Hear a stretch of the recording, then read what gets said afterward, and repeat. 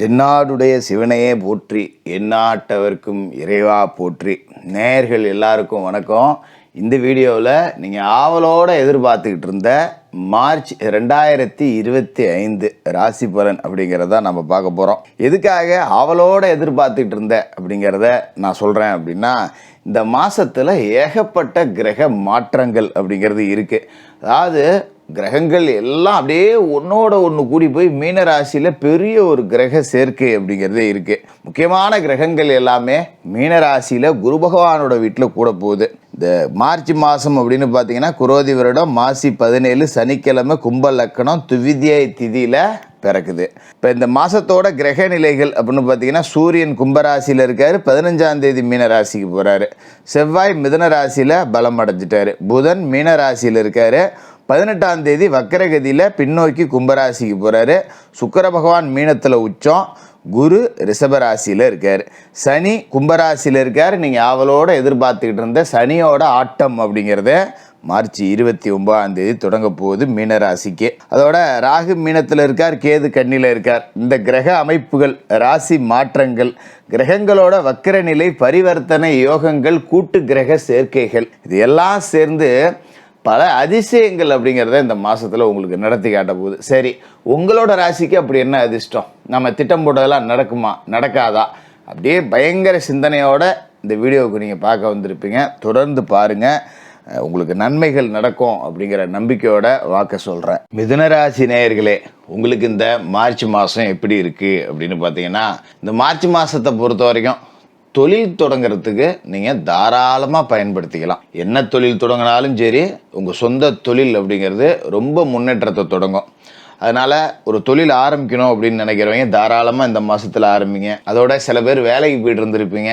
எங்கேயாவது ஒரு இடத்துல வேலைக்கு போவோம், நமக்கு ஒரு நிம்மதி இல்லாமல் இருக்கும். என்னடா இது, நினச்ச நேரத்தில் ஒரு சொந்த பந்தம் நல்லது கெட்டது கூட போக முடியல, லீவு தர மாட்டேங்கிறாங்க, எத்தனை நாளைக்கு தான் நாமளும் அடுத்தவங்கள்ட்ட வேலை செஞ்சுக்கிட்டே இருக்கிறது, பெருசாக ஒரு மட்டு மரியாதை அப்படிங்கிறது கூட கிடைக்கல, நாம் எதுக்கு இதுக்கு மேலே வேலை செஞ்சுக்கிட்டு சொந்தமாக ஏதாவது ஒரு தொழில் தொடங்குவோம், ஒரு வண்டியை கிண்டியை வாங்கியாவது ஓட்டுவோம், எத்தனை நாளைக்கு இப்படியே ஓடிக்கிட்டு இருக்கிறது அப்படிங்கிற எண்ணம்லாம் சில பேருக்கு இருந்திருக்கும். அப்படிப்பட்டவங்க எல்லாமே தொழில் தொடங்கிறதுக்கு ஒரு உகந்த மாதம் அப்படின்னு இந்த மார்ச் மாதத்தை சொல்லலாம். ஏன்னா ஏகப்பட்ட கிரகங்கள் உங்களோட தொழில்ஸ்தானத்தில் இருந்து உங்களை ஆசீர்வதிக்குது. அது உங்களுக்கு நல்லது. அப்போ முதலாளி ஆகக்கூடிய பாக்கியம். தொழிலாளியாக இருந்தவங்க கூட முதலாளி ஆகலாம். 4 பேர்த்துக்கிட்ட வேலை செஞ்ச காலம் போய் 4 பேருக்கு நான் வேலை கொடுக்குறேன்டா அப்படிங்கிற அளவுக்கு முன்னுக்கு வரலாம். அதனால் தொழில் தொடங்கணும் அப்படின்னு நினைக்கிறவங்க தாராளமாக தொழில் தொடங்குங்க. சுயஜாதகத்தை ஒரு தடவை பார்த்துங்க. இந்த மாதத்தில் தொடங்கக்கூடிய தொழில் அப்படிங்கிறது ரொம்ப அற்புதமாக இருக்கும். அதேமாரி விரைய வீட்டில் குரு பகவான் இருக்கார். சுப விரயம் செஞ்ச மாதிரியும் ஆகிப்போயிடும்.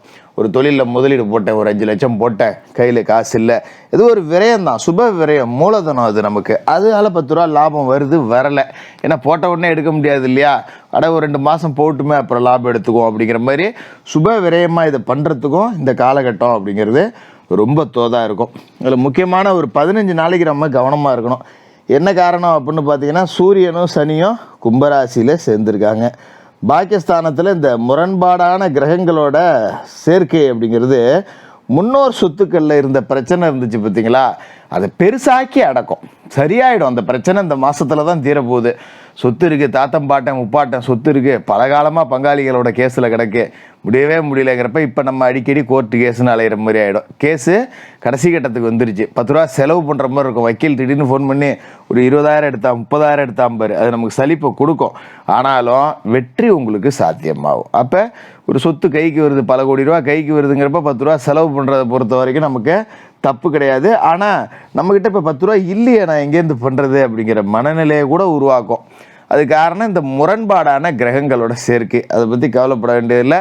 15ஆம் தேதி வரைக்கும் தான். அதன் பிறகு பார்த்தீங்கன்னா சூரியன் பிரிஞ்சு மீனராசிக்கு போயிடுவார். மீனராசியில் ஏற்கனவே சுக்கிரன் உச்சமாக இருக்கார். சுக்கிரன் உச்சம் அப்படிங்கிறது உங்களை பொறுத்த வரைக்கும் ரொம்ப நன்மை செய்யக்கூடிய அமைப்பு தான், நீங்கள் கவலைப்பட வேண்டியதில்லை. விரயஸ்தானத்துக்கு அதிபதி உச்சம் அப்படிங்கிறப்ப இந்த மாதிரி சுப விரயங்கள் அப்படிங்கிறத கொடுப்பாரு. அதே நேரத்தில் குரு சுக்கிரன் பரிவர்த்தனை யோகத்தோடு இருக்காங்க. அப்போ நம்ம 10 ரூபா முதலீடு போட்டாலும் சரி, 10 ரூபா செலவு பண்ணாலும் சரி, அதுக்கான பலன் அப்படிங்கிறது 4 மடங்காக நமக்கு திருப்பி வரும். இன்றைக்கி 10 ரூபா போகுதே அப்படின்னு சொல்லிட்டு கவலைப்பட வேண்டியதில்லை.